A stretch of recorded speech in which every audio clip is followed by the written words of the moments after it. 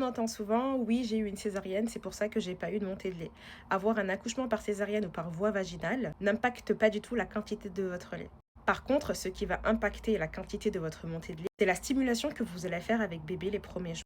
Effectivement, dans certains cas, les mamans qui ont une césarienne n'ont pas bébé de suite, mais c'est pas grave, c'est toujours rattrapable. Normalement, si vous n'avez pas une césarienne d'urgence et que tout s'est bien passé, dans les hôpitaux, on essaie toujours de vous laisser bébé du début à la fin.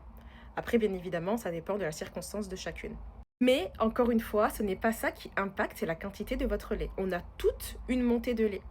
La montée de lait est obligatoire pour toutes les femmes. Elle est physiologique à partir du moment où le placenta a été retiré.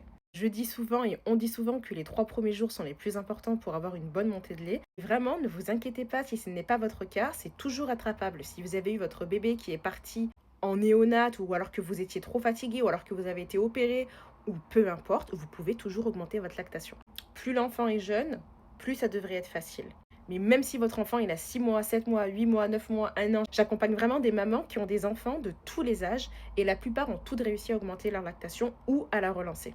Donc si vous êtes dans ce cas-là et que vous vous dites c'est mort, je ne vais pas réussir à relancer ma lactation, envoyez-moi un message, on va faire un programme ensemble, je vais vous accompagner et vous allez pouvoir allaiter votre bébé.